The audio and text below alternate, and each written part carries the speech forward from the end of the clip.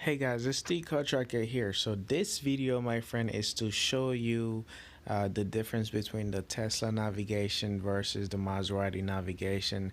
The picture video you're looking at right now is actually me just playing around with my screen. I was setting it up so that way I can get the best use out of it. So without further ado, let's go ahead and get started on the process. This video is very vague. So take whatever you want out of it, All if right, you will. guys. So we are in the Maserati right now. So as I explained, so we're gonna just checking out the screen in the Maserati versus the one in the Tesla. So obviously the one in the Maserati is a little bit smaller than the one in the Tesla, simply because Tesla is way bigger than the Maserati. If you didn't know that. So even though the Maserati looks bigger on the outside, but Tesla is way bigger. All right, so let's just get that out of our head for a fact. All right, so the first thing we're gonna do right now, location where you want to go to. So for example, we're gonna just do the same thing, and we're using the Tesla navigation. Then we're gonna test the same thing in the Maserati as well. Drive to McDonald's.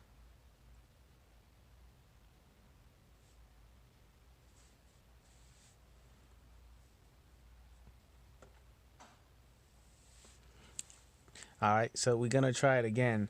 Um, right now we're using this push to talk button to actually say where we want to go, and see if this system respond pretty well with our command. Let's press it again. Just waiting for it's loading. Navigate to McDonald's. All right, so it says here, these are the commands that you can actually say navigate to Palo Alto or whatever. It doesn't really know like a business name, I guess, so we're just gonna go ahead and try again. Just waiting for it.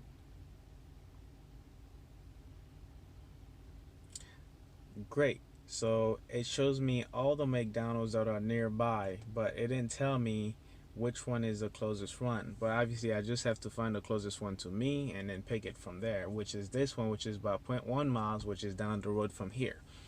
All right. So the next step is we're gonna test out the web browser. So the web browser, it's mean that we're gonna search for something on the internet, and at that point we're gonna go ahead and select the address and see if we can go there. So let's just type Google real quick.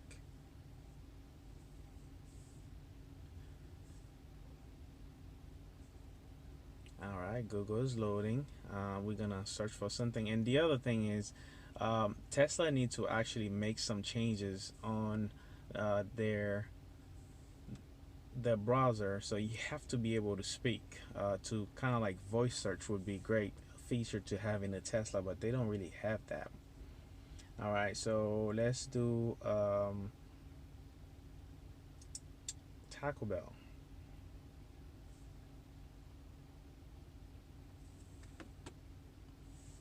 All right, we select the Taco Bell. Let's see if it's gonna pull the nearest one to us. Let me just move this up top.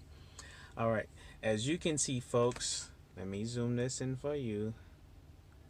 All right, do you see where Tesla sent me to go to Taco Bell's? That's like in Columbus. Not even in Columbus. That's a different state, different location. I don't even I don't even know what state is that. It says Trenton, so I'm guessing it's somewhere in California or the Midwest somewhere. Um, it should not do that at all. Obviously, it's saying New Jersey right now, so Trenton, New Jersey. So this is where pretty much drive to McDonald's.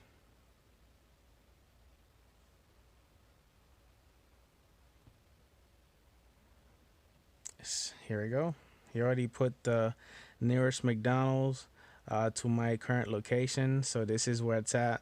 To get there right now, so we just have to just start driving. All right, so the other thing that I want to show you guys is just when you go on the web, when you go on the web, you look for something. Let's say you go on Google, right? You look for, let's say, what can we look for? Let's just erase all of that stuff. We're gonna look for St. John's Town Center. Here you go. So it pulls up. All right, so right now you have the option. It says directions or whatever. So we're just gonna hit directions real quick. It automatically gonna put it over to the map, then we can drive. But in the Tesla, it doesn't do it like that. It just makes it complicated. You just hit start. It gives you your traffic, how fast you can actually go, the distance, all that cool stuff, and how long it's gonna take you to get there. Obviously, Tesla give you all that information as well, but it's a little bit different. So now moving on, you are able to install application on the. So let's just turn on the AC here. So these are my AC buttons. So we're gonna press the turn on here. All right, so let's go ahead and close that. So obviously the biggest difference between this and the Tesla is just the fact that once you hit the backspace on something, you expect it to close, but it doesn't. It's still running in the background. And I think that is a huge, it's not a plus, it's a huge con for this screen. But you still have the same function that you have in a Tesla. So right now we're just gonna hit YouTube to see if it actually works. Guys, I'm cooking in here, it's so hot. So I just turned on the AC just in case you wanted to know. I look up for my favorite video as usual. So just hit that to see if it plays. And there you have it.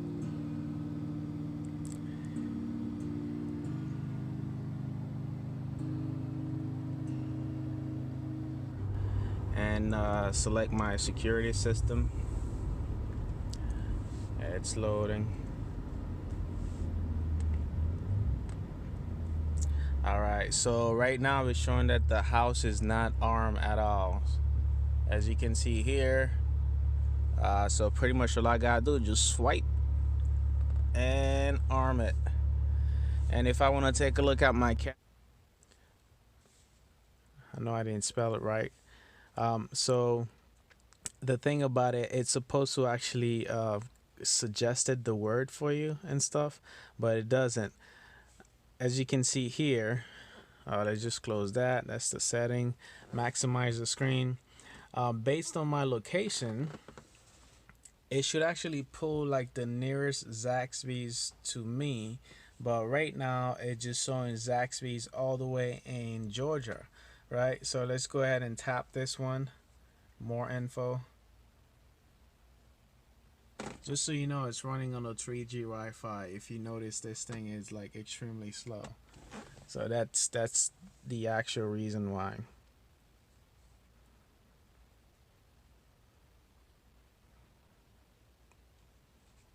There you go. It's just taking forever. But if you got LTE in your Tesla, obviously it's gonna run a little bit faster.